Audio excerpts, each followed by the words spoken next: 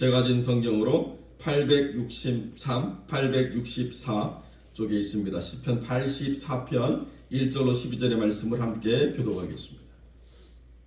제가 먼저 1절 말씀 봉독합니다. 만군의 여호와여, 주의 장막이 어찌 그리 사랑스러운지요.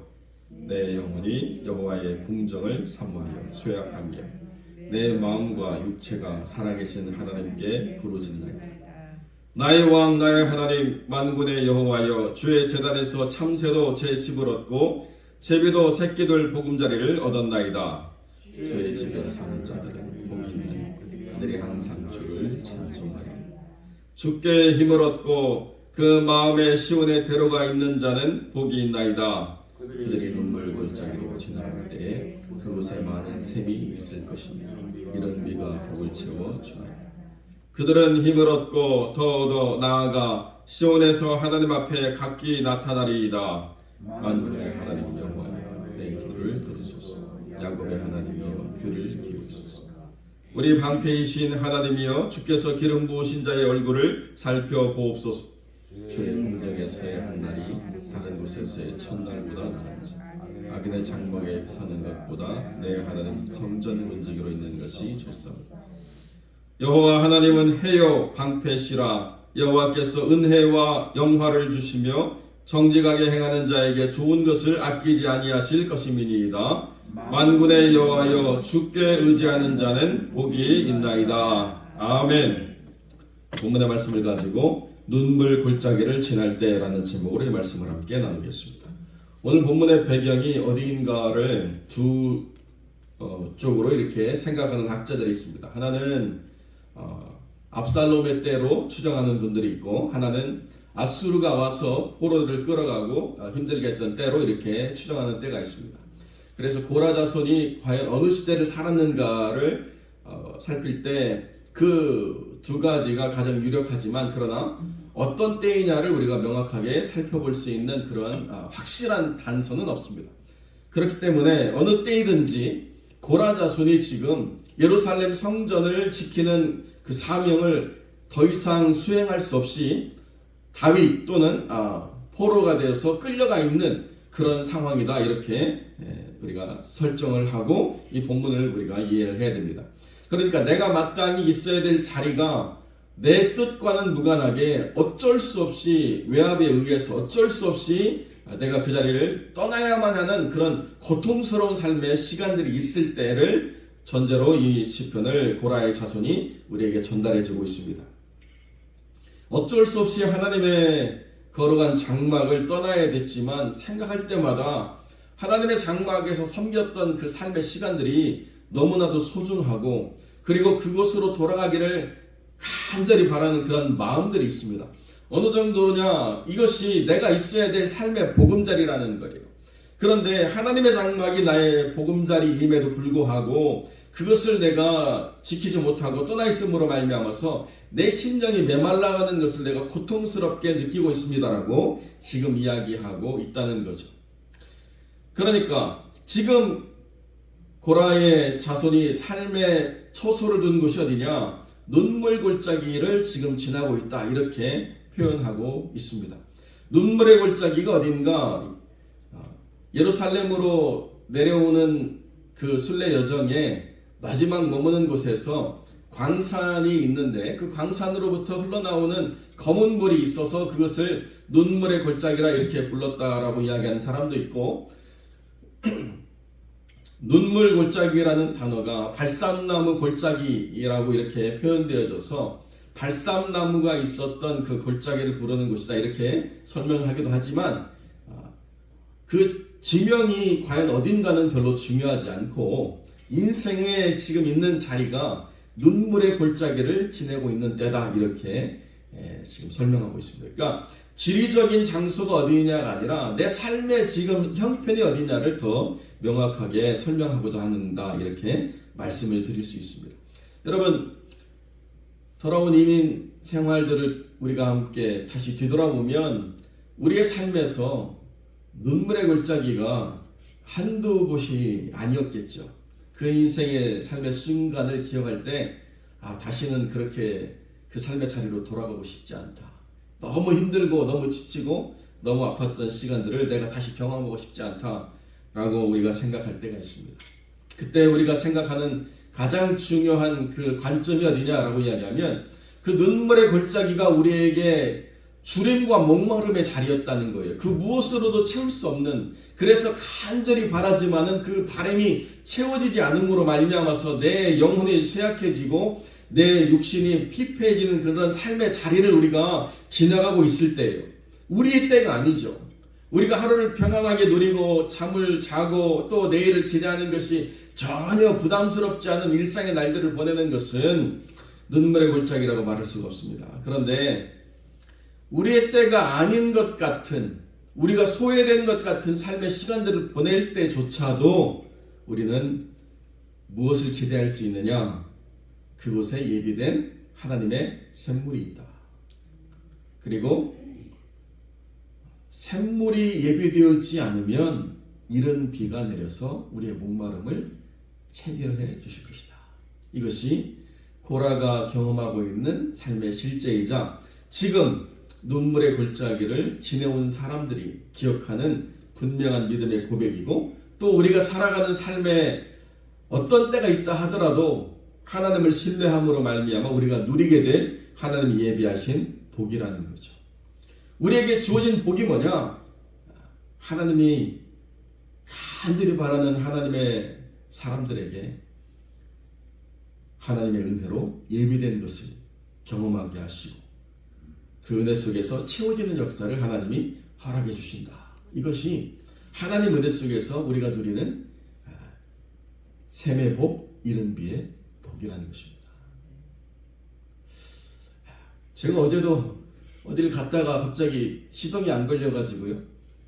어떻게 되나 난감해서 보험 에이전트한테 전화를 했더니 제가 토잉 컴퍼니를 연락을 해가지고 제가 토잉 컴퍼니에다가 이렇게 부탁을 해서 토잉을 받아서 서비스를 받고 난 다음에 그것을 청구하면 보험에서 다 처리해 드리겠다고 이렇게 얘기하세요. 그리고 그 연락할 수 있는 곳을 이렇게 찍어서 보냈는데요. 그렇게 해가지고는 저도 전에 토잉 컴퍼니를 이용해 봤지만 그 문제가 그 자리에서 해결이 안 되더라고요. 워낙 바빠가지고 연락도 안 되고 받으면 뭐 내일 간다고 그러고 뭐 시간을 다시 정해서 준다고 그러고 이렇게 되기 때문에 고민스러웠어요. 그런데 점프 케이블로 좀 해야 되겠다 이렇게 생각을 하고 딱 보니까 제 키 한 2배 되는 듬직한 남자가 지나가더라고요. 그래서 제가 찍었어요. 저 사람은 정말 저 키를 보니까 작은 차를 끌고 가지 않을 것 같아요.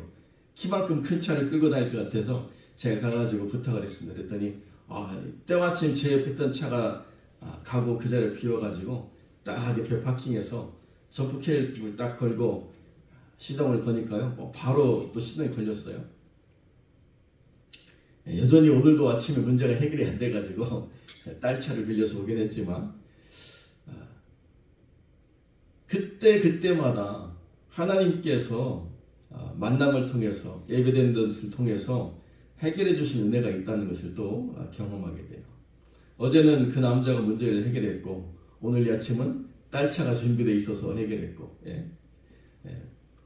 하나님이 우리의 삶에서 모든 문제가 한순간에 완벽하게 해결되어지진 않지만 그러나 그 골짜기를 지나갈 힘을 얻게 하신다. 10절에 어떻게 되어 있어요? 그들이 힘을 얻고 더 얻어서 나아가 시온의 하나님 앞에 나타날 수 있게 된다. 이게 우리가 인생을 살아갈 수 있는 하나님의 은혜라는 거예요. 그때 그 자리를 하나님께서 힘을 얻게 하시고 나아갈 수 있게 하시고, 그래서 하나님이 원하시는 삶의 자리로 우리의 삶이 인도함을 받아서 그 눈물 골짜기를 기억할 때 눈물만 생각나는 것이 아니라 예비하신 샘, 내리는 하나님의 은혜의 복. 그래서 그때 내가 힘을 얻었지, 그때 내가 그 문제를 순간 이기고 갈 수 있었지라고 하는 하나님의 은혜를 우리가 경험하게 된다는 것입니다. 그렇기 때문에 우리가 어떠한 삶에 있어서 인생의 때가 드디어 나에게 도래했다라고 말하는 때가 있을 수도 있지만 나의 때가 아니다라고 고생하고 염려하는 순간도 있을 수 있습니다. 그것이 눈물의 골짜기를 지날 때라고 말할 수 있지만 그때에도 하나님은 예비하신 은혜로 성도의 삶에 힘을 얻게 하신다. 낭망하지 않게 하신다. 나아갈 수 있도록 하신다. 그래서 우리의 삶에서 하나님이 계신 거룩한 자리에 나아가는 삶이 이어지게 된다라고 이렇게 이야기할 수가 있다는 것입니다. 이것이 하나님 은혜 속에서 살아가는 삶이기 때문에 그 시편 기록한 고라자손이 뭐라고 이야기합니까? 하나님의 거룩한 임재가 있는 자리에서 하루를 보내는 것이 악인의 장막에서 거하는 첫날의 시간보다 더 가치가 있다는 거예요.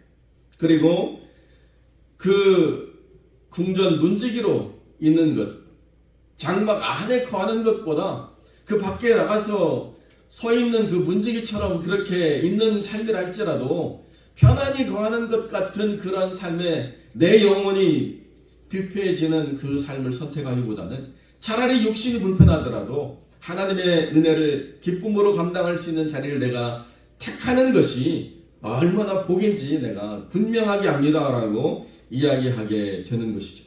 그러니까 눈물의 골짜기를 지날 때에 우리 인생에 있어서 중요한 두 가지 복이 있대요. 첫째는 뭐냐? 그 마음의 시온의 대로가 있는 자의 복이에요. 내 인생은 지금 시온의 대로를 걷고 있지 않습니다. 내 인생은 분명히 눈물의 골짜기를 걷고 있습니다. 그런데 내 마음은요, 시온의 형통한 대로가 있어요. 그 누구도 뺏을 수가 없습니다. 그 대로를 망가뜨리거나 훼손하거나 길 막는 자가 존재할 수가 없습니다. 왜 그렇습니까? 그 대로는 내 마음속에 있기 때문이에요. 내가 하나님께 나아가고자 하면 내가 하나님께 나아가고자 하는 그 길이 좁고 협착하고 힘들고 어려운 길이 아니라 시온의 대로로 하나님께 나아갈 수 있도록 하나님이 힘주시고 격려하시고 위로하셔서 하나님의 은혜를 충만하게 누리는 삶으로 우리를 이끌어 주신다. 이것이 그 마음의 시온의 대로를 주는 자의 복이라는 것이죠. 그리고 마지막으로 어느 때든지 하나님께 의지하는 자의 복이 있다는 것입니다. 지금 당장은 그것이 나에게 복이 아닌 것 같아도 그때를 하나님께 기도하면서 은혜를 구하니까요, 복이 아닌 자리에서 복이 임하는 놀라운 은혜를 누리게 돼요. 아, 이것이 믿는 자의 특권이구나. 우리가 하나님께 구할 수 있는 그 특권을 얻지 못하면 당할 수밖에 없고 억울할 수밖에 없고 그 억울함과 분노로 잠을 못 자고 고민할 수밖에 없는 삶의 자리인데요, 하나님께 기도하고 은혜를 구했더니 하나님께서 예비하신 복으로 문제가 다 해결되는 역사를 허락하시더라.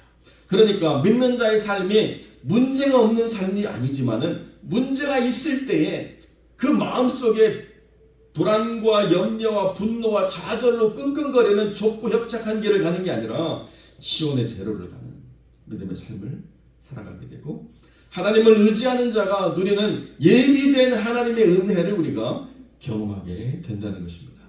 이것이 우리가 인생을 살아가는 놀라운 지혜고 하나님 안에서 우리가 인생의 어떤 자리를 가더라도 염려하거나 두려워하거나 낭망하지 않아야 될 중요한 이유라는 것입니다. 여기 고라는 예루살렘 성전에 있는 하나님의 장막을 간절히 사모했습니다. 그러나 고린도전서 3장 16절에 사도 바울이 우리에게 무엇을 가르쳐 줍니까? 우리의 마음이 성전이래요. 하나님의 성령이 우리 안에 계시고 우리의 심령에 하나님의 거룩한 전을 두셨다.